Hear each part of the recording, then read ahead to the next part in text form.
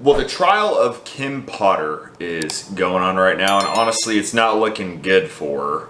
And there's a few reasons why. I don't know if y'all remember, but she is the cop that pulled her gun instead of her taser when she was trying to taser a suspect who was basically trying to flee a scene.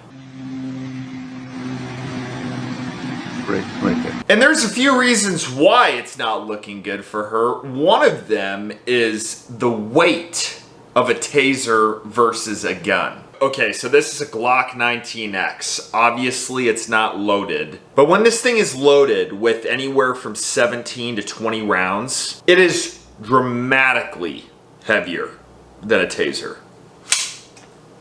So on that end, in my opinion, she's kind of screwed. But here's the stuff that the prosecution isn't talking about, and most people aren't talking about. Daunte Wright was resisting arrest.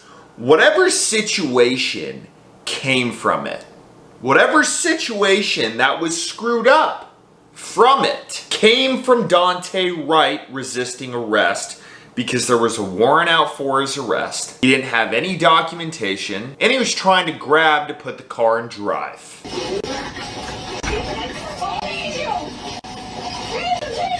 I don't know how many times I've said this, but in my opinion, if you're being detained by cops, whether it's right or wrong, and you resist, whatever follows is on you. Take a breath, okay? Just breathe.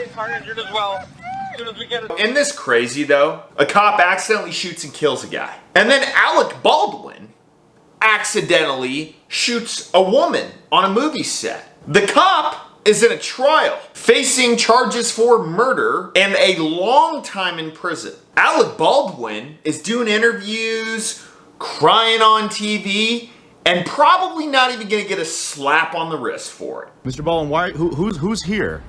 I asked you to go away. Please go away. This is not anyone's private home. Are you?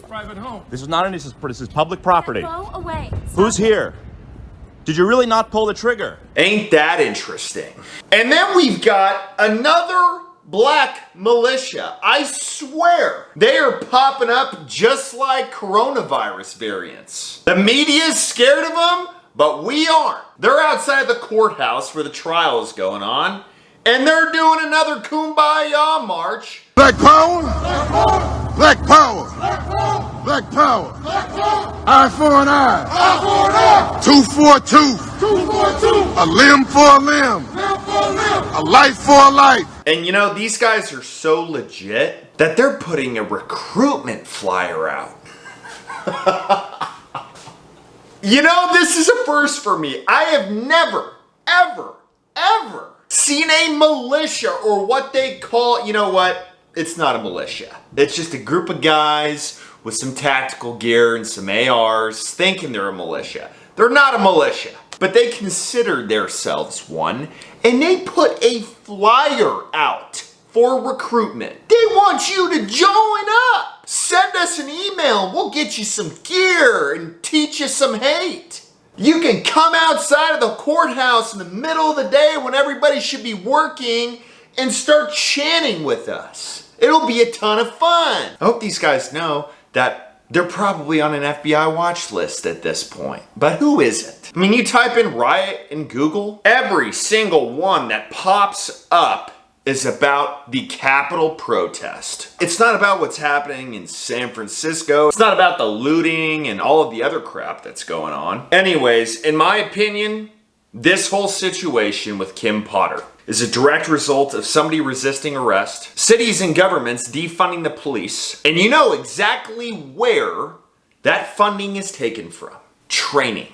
So when you add all of that together, somebody resisting arrest, not a lot of training, not as many resources, probably working more hours because there's less cops, you get an accident. What else is there to say? The left pretty much wrote this one up, stamped their name on it. We did it, Joe.